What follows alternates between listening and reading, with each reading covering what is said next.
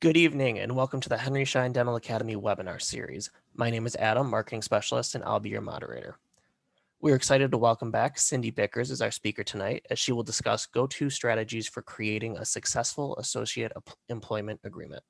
Cindy is the manager with Henry Schein Nationwide Dental Opportunities. Before we get started, we have a few reminders for everyone. At any point during this webinar, if you have a question, please type it into the Q&A section of your control panel and we will get an answer back to you within 2 business days. Henry Schein is not offering CE credit for viewing or attending this presentation live or on demand. And this webinar is sponsored by Henry Schein Dental Business Institute, as well as Henry Schein Nationwide Dental Opportunities. Cindy, thanks for being with us again. Good evening, everyone. I'm Cindy Bickers, the manager of the Associate Dentist Recruiting and Placement Division of Henry Schein. I've been helping dentists to find good opportunities as well as hiring practices for over 20 years now. During that time, I've seen many different employment agreements. So tonight, I'll share a few thoughts with you to consider when you're preparing to sign an associate employment agreement. So here are the topics for tonight's webinar. Preparing for an associateship. Is the practice ready for an associate? The employment offer, elements of an employment agreement, and what is HSNDO? So 2020 created challenges and questions for practice owners, just like it did for everybody due to the COVID-19 pandemic. Many practice owners began to consider retiring and selling their practice, doctors that had not really considered doing that in the past.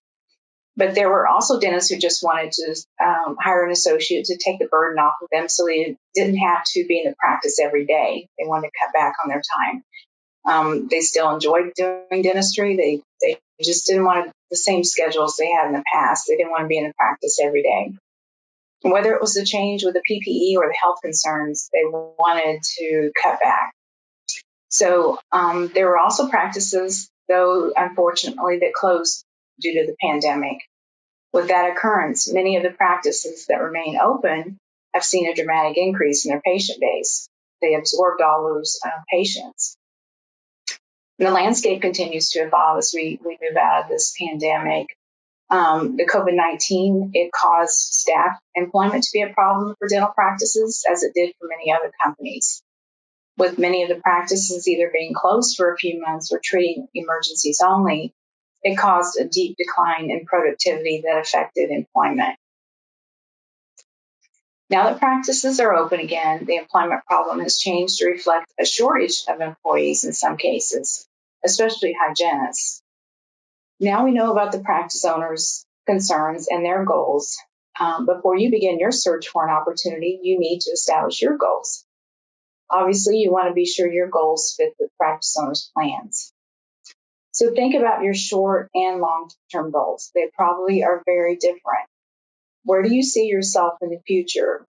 Future being 6 months to a year, or future being 10 years? An associate opportunity can be a fantastic means to start your dental career, and many dental students do that. The benefits are that you're paid for doing dentistry. That's what your goal. You have a chance to enhance your clinical skills.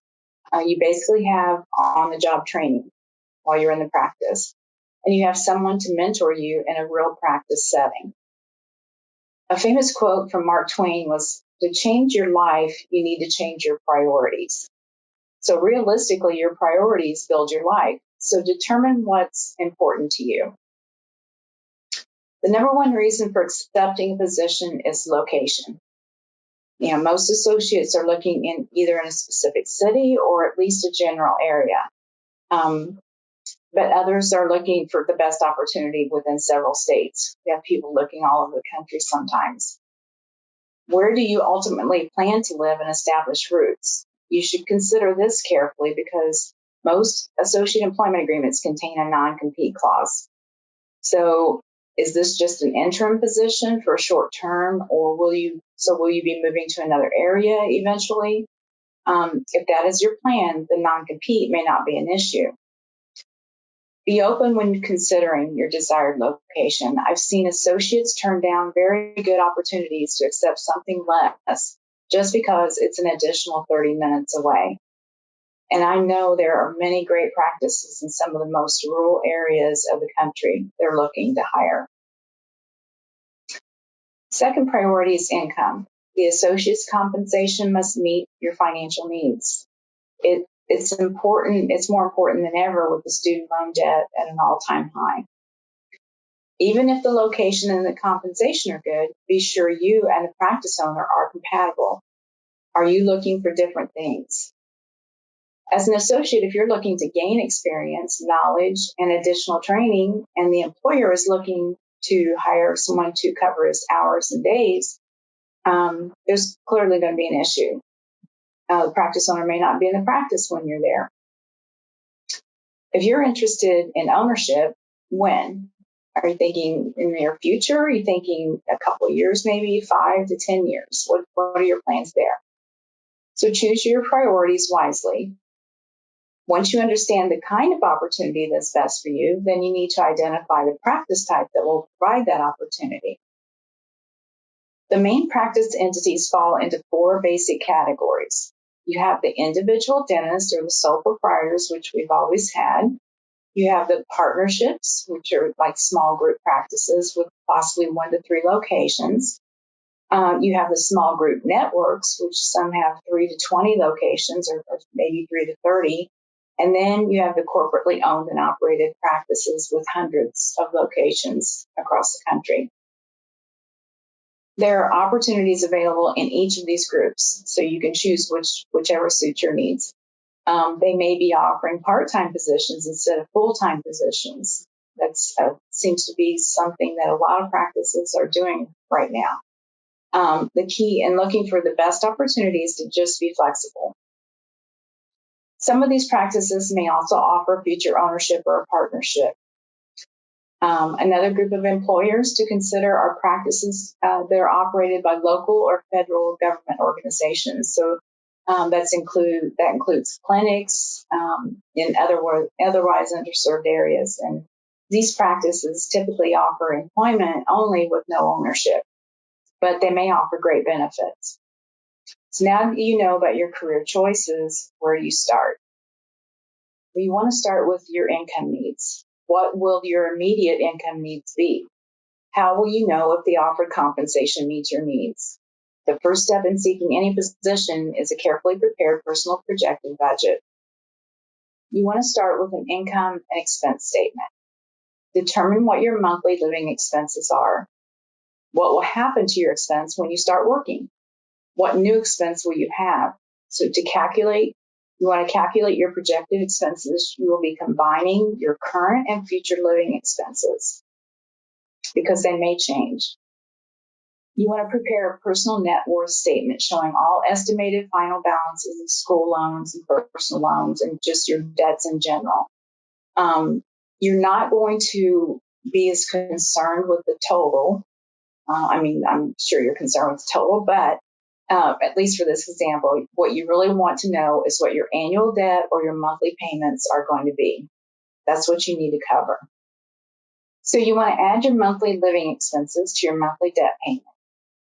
Then you take and you divide the combined total by 0.75 to get an estimated income before taxes required to meet your monthly obligations.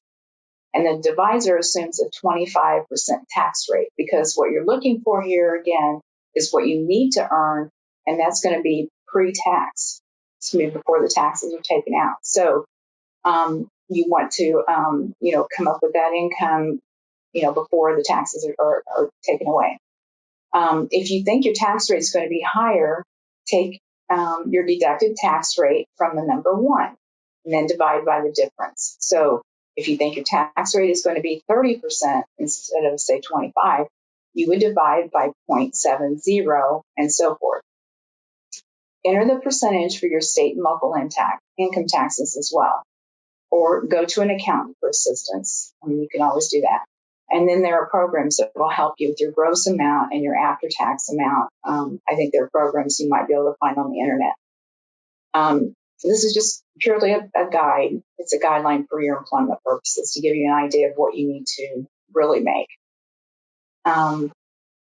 And this can help you realize whether the associate's compensation is going to sustain your current expenses.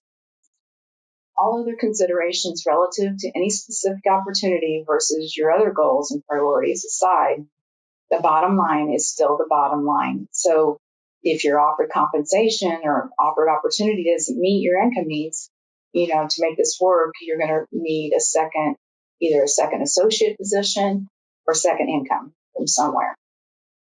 But with compensation, you need to be reasonable too. We've had situations where the associate is asking for a guarantee that far exceeds what is reasonable. They're trying to cover their expenses or living expenses. But, a practice is not going to pay something that's unreasonable. So be careful. You could hurt yourself in the long run. So careful planning and an early start will result in the best outcome when you begin your search. If you're seeking an associate position, then 6 to 12 months before you're available for employment is the ideal time to begin your search. So if you're a 2022 graduate right now, you should begin your search soon.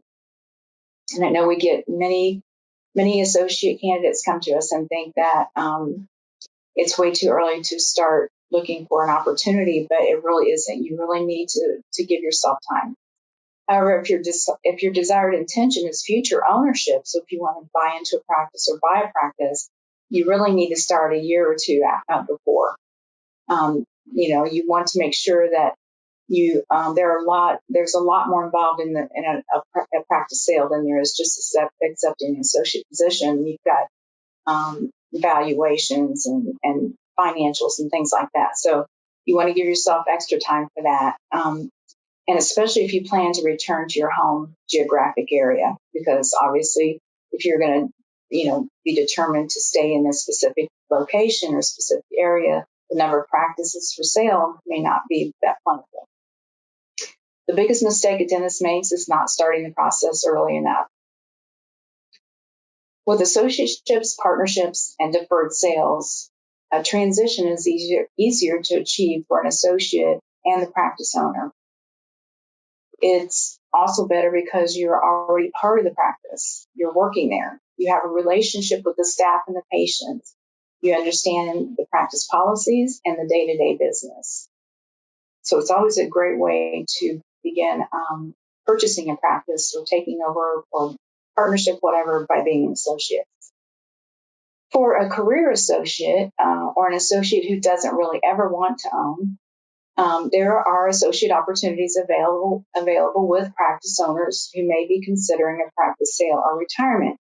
So basically, sometimes we get a practice owner who their ultimate goal is to retire or sell, but they'll bring in an associate because they need help. They like I said, they could want to cut back, whatever the case might be, but they need somebody in there. And if you're not wanting to buy, that's fine. You're still gonna help. But you should understand that if you're working as an associate who does not want ownership in that practice, you may be looking for another opportunity once the practice is sold. Before you accept that position, you may want to ask the practice owner to give you the first option to purchase prior to selling to someone else. You may at least want to ask that. You may change your mind. Who knows? There are many good reasons to add an associate to a practice. The best reason is there are too many patients for them to treat. They're booked out 3 weeks or more. Dentistry, the business of dentistry is recovering from the pandemic better than many other businesses. So lots of practices are very busy now. If there's no room in the practice's schedule for an emergency, there's a chance they could lose a patient. Does the practice owner want to cut back on doing dentistry to spend more time managing the practice or doing the type of dentistry that they enjoy, or just want more time away? They want more free time. Is the practice more focused on a specific type of dentistry? So is it highly cosmetic, crown bridge, pediatric? Can you aid in the growth of the practice by providing the dentistry that is currently referred out? That's always a good thing. Is the practice owner's objective to cover some hours for them? We talked about that. If the primary goal is immediate income, but no ownership is intended by you, the associate, that could work out. It could work out, because if they just want coverage and you just want income, that may work out well for you both. Is the practice owner planning their retirement? If so, when? You want to know what their exit strategy is. Again, it's all about timing. Now, once you know what their goal is, you want to know if practice will support the extra person. Is the practice well established? Do they have a minimum of 1,800 active patients with 25 or more new patients coming in per month? And that's not patient charts. We're talking about actual patients. Some base it on a 12-month or an 18-month recall. Is the practice grossing about $1 million or more per year? Is the business growing? If the practice is not busy, a new associate can enhance the growth of a practice. The owner or practice administrator must have a plan to market to bring in new patients until the practice grows. So you have to have a plan to bring people in. Adding hours to the schedule may not automatically bring in new patients. The associate will need about 800 patients of their own to earn a living. Is this a new practice or a newly purchased practice? An associate should be given a guaranteed income if there is no existing patient base. Will the new associate be expected to establish their own patient base? The new associate needs to know which patients they will be given. The patients they treat will directly affect their income, especially if the associate is paid a percentage of collections, as many associates are. The difference between fee-for-service, PPO, and Medicaid programs reimbursement could impact their earnings greatly. So you want to know who your patients are. You want to know that the practice can bring in another dentist. Then you want to know if there's enough staff to support an additional dentist. How many hygienists does the practice currently have? Is it expected that the associate will perform hygiene? The purpose of the associate providing hygiene treatment to patients would be to meet the new patients as they come to the practice and to perform any dentistry that may result from that introduction. And that can be a good plan, but it may also impact the associate's earnings. Because if the dentist is performing hygiene, then they're not producing dentistry that could net more income. So there are pros and cons about an associate doing hygiene, but I know with the shortage right now of hygienists, that is something that is becoming more readily available. It is better for a new associate to have a dental assistant who has experience in the practice. That's always helpful because the experienced assistant already knows the practice, knows the policies, procedures, what's expected, and the patients. So that's really going to help familiarize the new associate with everybody and everything. How many treatment rooms are available to the associate? They need more than one treatment room. So if you have one chair to work out of, which, if you're a new dentist coming out of school, that's going to work out well for you initially, probably for the first 6 months, maybe a little longer. But if you're paid based on production, the production that you do, and the production for one chair per month is normally around $15,000, you're going to need an additional chair to increase your production and increase your income. Makes sense. Will the associate be sharing operatories with the practice owner? So there's maybe limited numbers, of operatories, limited space. How will you split that time up? Will you work different schedules, different days, hours? How will you do that? When will the equipment be updated if needed? Some practices plan their equipment purchases, and it could take time for that to happen. So you had an interview, you learned what you need to know about the practice, you have an offer of employment. So now what do? You should discuss everything before you sign an employment agreement. You want to be on the same page with the employer. Stand behind your word. Verbal commitments are as important as written contracts. Say what you mean and mean what you say. A great beginning will lead to a great relationship, and you are entering into a relationship when you sign that agreement. Some associates are looking for a mentor who will help them improve their practice management and clinical skills. These new dentists want stability without the pressure to bring in a lot of money right away. They're excited about the benefits that working with a senior dentist offers. If the hiring dentist, on the other hand, wants to find someone who will solve all of their problems, they're just so busy they can barely keep up and are ready to reduce their workload. They have visions of the new associate stepping into the role seamlessly, taking on management responsibilities, attracting new patients, and helping the practice grow its bottom line. You need to be on the same page. These two are not going to go together. And there's a good reason for the practice owner to mentor the new associate. It may pay off in the end with a better relationship and practice growth. So you can get there, you can get to where both of you want to be, but it may take some time and some work to get there and some mentoring. Obviously, all elements of an employment agreement are important. The compensation, like I said before, is one of the main concerns for everyone. And I'm sure most of you agree. Compensation is going to be the determining factor when there's more than one good opportunity to consider. So if you've got two really good opportunities really close to each other or in good areas that you want to consider, you're going to choose the one that's going to give you the most or the best compensation. And there are many different compensation plans being offered. So you need to understand what yours is and how it's actually going to work out. Will you earn a percentage of the dollars you produce? Will you earn a percentage of the dollars collected on the dentistry you provide? Or will you earn a percentage of the dollars that are collectible? Collectible production. Percentage of production is straight production, percentage of collections is straight collections, but percentage of collectible production is different because that's the money that they can actually collect.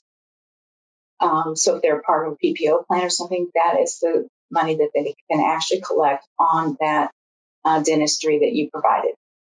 The current range of compensation right now for percentages is somewhere between 25 and 35%. Normally, a percentage of collections is paid at a little higher rate than the percentage of collectible production or production. If you're paid based on production, you're paid on any dentistry that you provide for the practice. Here's an example of a tiered compensation plan, which this is something that's not done as often as a straight percentage, but it is out there, and I want you to be aware of it. So, for example, here, the employee's collectible production levels are between $0 and $30,000 per month. Then the employee shall be compensated on a monthly basis at the rate of $9,000 per month or $108,000 per year. So basically, if you bring in $0 to $30,000 in what you produce, your collectible production for that month, you're going to get that $9,000 income as a guarantee. If the employee's collectible production level is between $30,001 to $40,000 per month, then the employee shall receive 31% of the collectible production that is between 0 and 40,000. So you're not going to have the 9,000 anymore, but you're going to get 31% of everything between 0 and 40,000 that you bring into the practice. If the employee's collectible production level is between $40,001 and $50,000 per month, then the employee shall receive 32% of the collectible production that is between 0 and 50,000. So each one of these is a different compensation plan in itself almost. If the employee's collectible production level exceeds 50,000 per month, then the employee shall receive 33% of all collectible production. That's just a different way of offering a compensation plan. And that gives you the incentive to earn, obviously, or to produce more and more every month. Some practices pay a draw or a guaranteed salary. The typical guarantee right now for a general dentist is somewhere around $120,000 to $150,000 per year. For specialists, $150,000 to $175,000 per year. You're responsible to cover any monies given to you as a draw in either your production or collections, but it's not normally required for you to cover a guarantee. The guaranteed draw may be paid at an hourly or daily rate. For a draw, it could take 6 or 8 months to catch up to the draw before you start making additional monies paid by your percentage. Your employment offer often contains a provision that the associate will receive the greater of the guaranteed minimum or the percentage earned, whichever is higher. So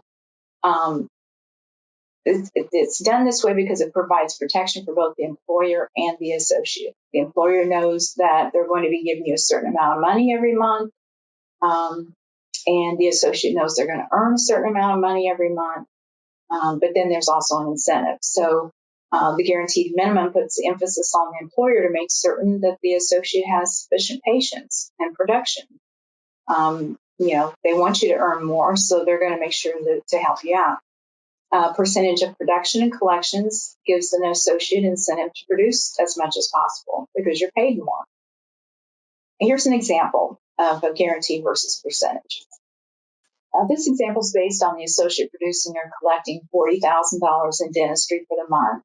So just shown here, the $40,000, and if your commission rate happens to be 30%, that's going to net you $12,000 in generated monthly income. If you've been given $8,000 already as a guarantee or draw during that month, that would give you an additional $4,000 as a monthly bonus.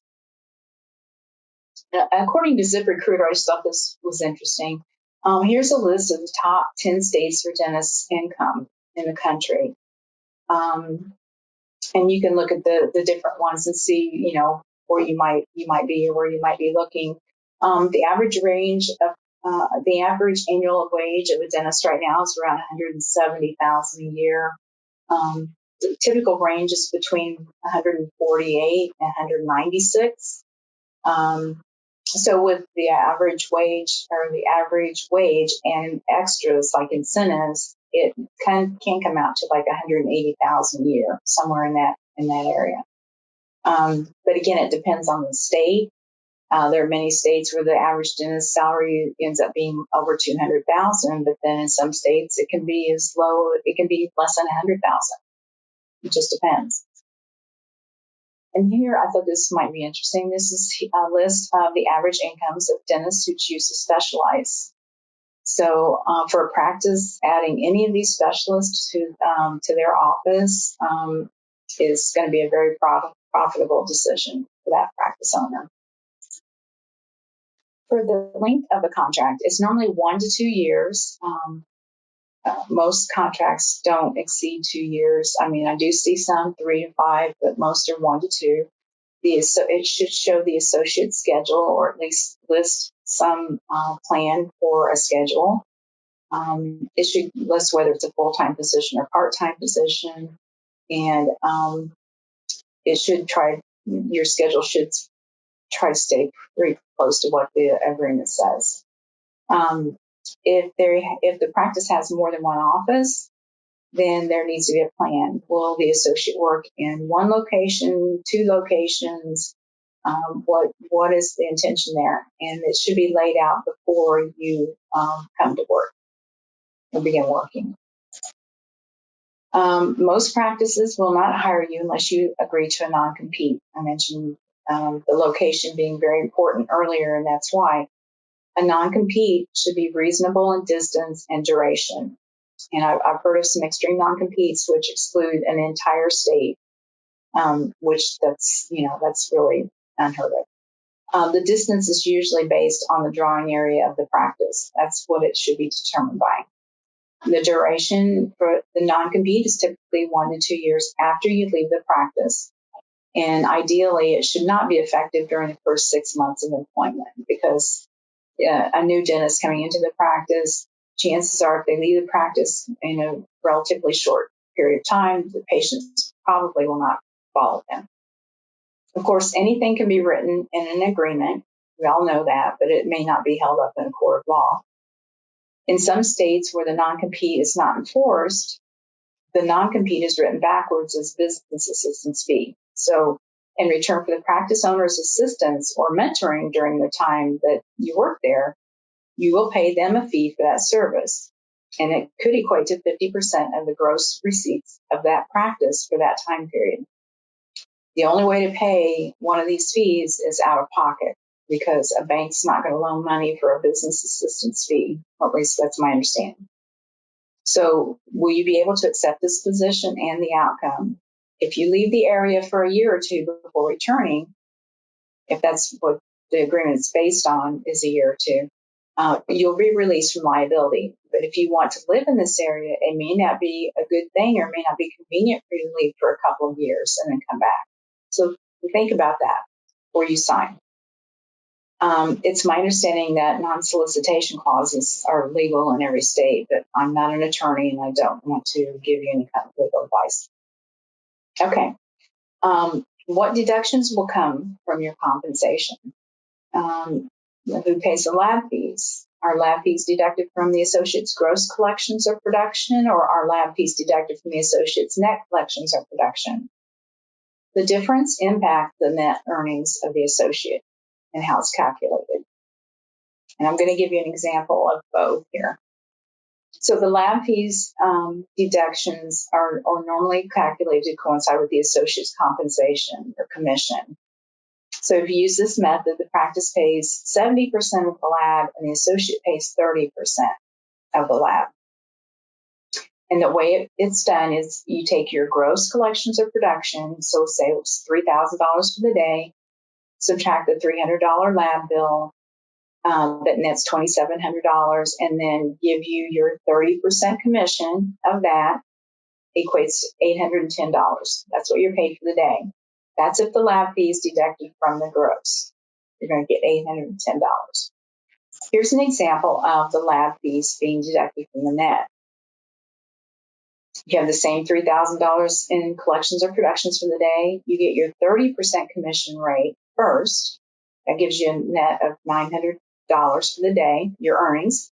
Then you deduct the $300 lab bill. You end up with $600 for the day. So as you can see, there's a $210 difference in just how it's calculated. It's the same lab cost, same commission, same production. Just the calculation makes a difference.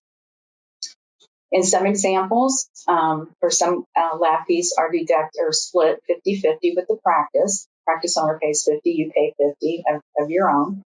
And then if there's a salary offered, just a salary only, no commission or no percentage, usually the lab is paid by the practice, 100%.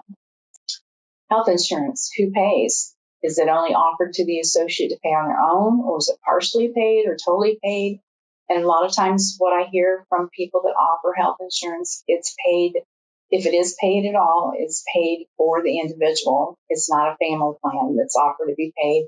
Most often, if there's a family plan offered, then they can pay the difference to add the family. Is there paid vacation or time off? Because if you're paid straight percentage of collections or production, if you're paid a commission, you don't really have an actual income unless you're there. So how would that amount be determined if they do pay you for time off? Is it a flat daily rate or an hourly rate? So student loan repayment or assistance is a great benefit right now. Obviously, the amount of student loan debt increasing, the offer of assistance is a definite benefit. Just understand what you're receiving, because, for example, if you're paid 30% of collections and you're given a $25,000 per year student loan reimbursement, in this practice, your production equates to $400,000 per year in collections. So that's what you produce. You earned $120,000 in compensation plus $25,000 for your student loans. Okay, so you ended up with $145,000. Same scenario without the student loan reimbursement. You're paid 35% of collections, so you're paid. It looks like you're paid more. With nothing offered for student loan repayment, your collections are still $400,000 per year. You collected the same amount. You earned $140,000 in compensation. So if you look at that, there's really not that much difference. It may seem like a big difference because you're getting $25,000 student loan reimbursement. But if you're paid a smaller percentage, it may not come out that way. When you're comparing compensation packages, just be sure to compare apples to apples. Reimbursement of relocation expense or allowance for associates who must move to the area. Sometimes that's offered, and sometimes that's a flat amount just offered. There's also continuing education courses. They're covered by the practice, and normally those are only the ones approved by the practice owner or administrator. Here's an example. So I was talking about student loans. So here's an example of student loan debt from 2015 to 2019, and it looks to me like there's about a 14% increase over a 5-year period, and obviously it keeps going up. So any assistance you can get to help you with that, it would be a great benefit. The status of your contract, your employment agreement, your status for the practice, how they hire you as either an employee or an independent contractor, that makes a difference as well. From your perspective as an associate, it may not make that much difference, but as the practice owner, it does. The only reason I'm saying this to you as an associate is because you do want to make sure that if you are treated as an independent contractor, you are given a little bit higher percentage if you're paid on based on percentage to cover some of the additional taxes and things that you're going to be responsible for that normally as an employee, the practice would cover those things. So just keep that in mind if you're going to sign an agreement that says anything other than employee, you might want to take it to an accountant or an attorney. The main thing is, as in every agreement, you want an attorney to review your employment agreements, your practice purchase agreements, sales agreements. The attorney should have knowledge of the dental business if they can. That's always helpful because the dental business is different than other businesses. If the attorney is reviewing the agreement, let the practice owner know. Keep the practice owner or administrator informed of your progress. Just don't leave them hanging. Don't take the contract and then disappear, because I know from working with practice owners, they think that nothing is happening. They think that you've just taken the agreement and you're not responding. So keep them informed of what you're doing. Your attorney is an advisor. You decide if you're willing to accept the position. It's your position. It's your life. You decide. Obviously listen to their advice as far as the agreement, but it's your decision to make. When you sign the employment agreement, be prepared to honor it. It's important to understand and be committed to the agreement. If not, it could cause unnecessary issues for you later. I've heard of some employment agreements where the practice owner charges the associate for their time spent mentoring if the associate leaves before the contract concludes. So, like I said, just make sure you understand what you're signing. So you signed your employment agreement and you're actually starting your career. So congratulations. The next step after your associateship could be ownership. If you're considering ownership, you need acquisition financing, unless it's owner financed. You need an advisory team. You need an accountant, an attorney, possibly a practice management company.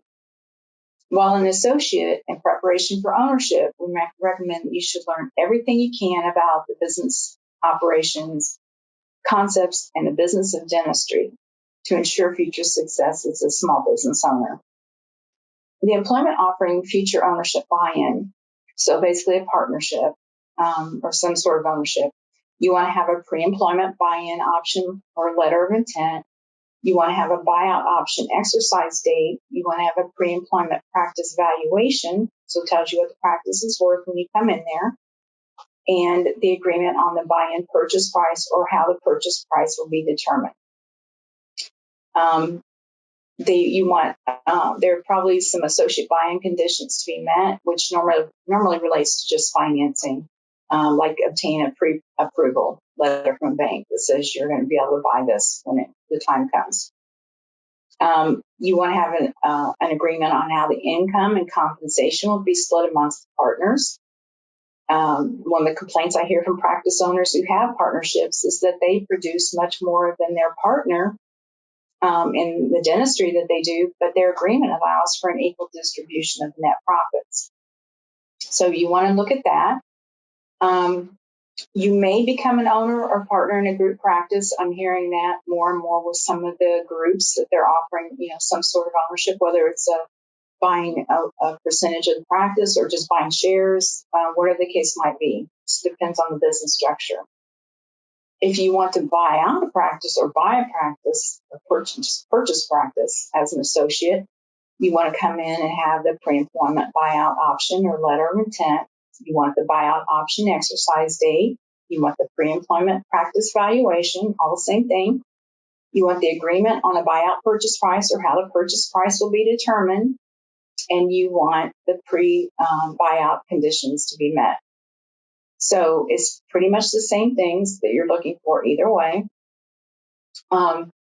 The difference with you coming in as an associate to buy out the practice is you can do a role reversal, which is basically trading places with the trading places with the owner. So the associate comes in, you start buying into the practice, and then at some point in time, you buy the rest of the practice, and the practice owner retires or whatever. You can do that. It's called a deferred purchase, which is kind of like pay as you go. You have a portion of the earnings, of your earnings can be set aside, whatever period of time, monthly, quarterly, whatever, that can be put into like an escrow account. And then that money will go toward the purchase of the practice when it's time. And that's nice because you don't really see the money. It's already taken out, and then you have money there to help you with the purchase. You can start a practice from scratch if you decide you want to do that. Nothing says you have to buy. You can start one, but just be sure to research everything before you do it. The demographics of the location, the existing practices, patients, all that. You want to prepare a business plan, and you'll need financing most often. So you want to contact a lender early. That'll help. And that'll help you determine the type of practice and the size of practice that you can purchase as well. And then the location of the practice, you'll be able to start. Or you can just buy an existing practice just straight out without coming in as an associate. I mean, that's obviously an option for everybody. And that could be in the form of a partnership or a total ownership of another dentist practice. And this opportunity gives you a place to start. If you really want to be a practice owner, at least everything is already set up for you.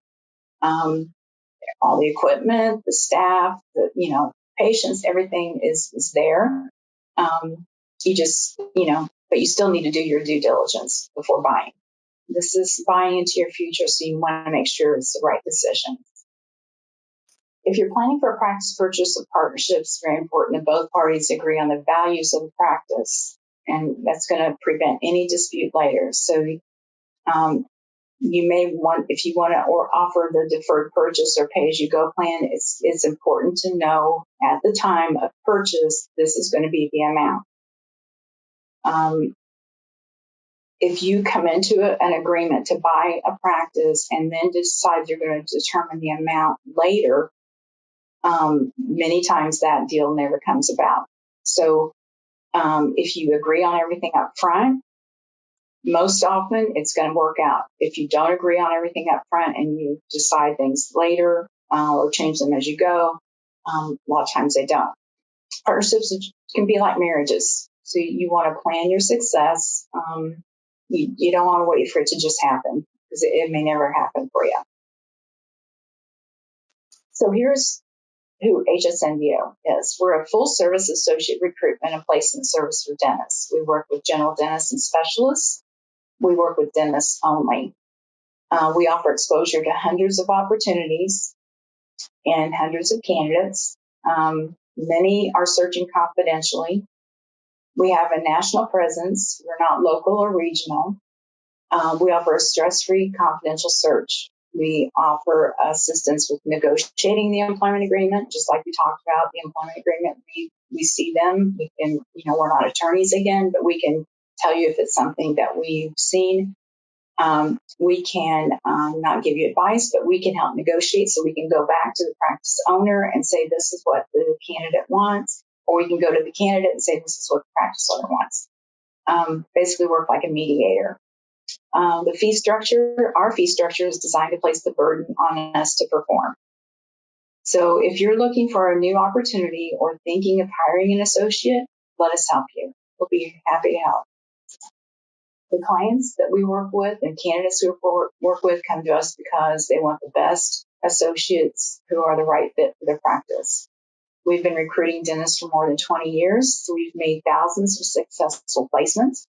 We have an experienced staff. We have listings in nearly all 50 states. Your information is not shared with anyone you want to avoid. And we have the resources of a Fortune 500 company, and we're a member of the S&P 500 and NASDAQ 100 indexes. And this is my contact information.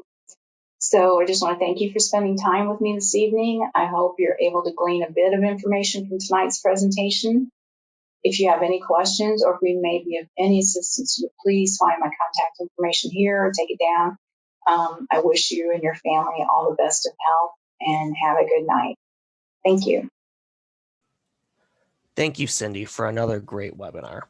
As a thank you for attending, everyone will receive the recording of this webinar via email in the next week. For more Henry Schein webinars, visit henryscheindental.com/webinars for our upcoming schedule. Thank you all for joining us, and we look forward to seeing you back here soon. Have a great night.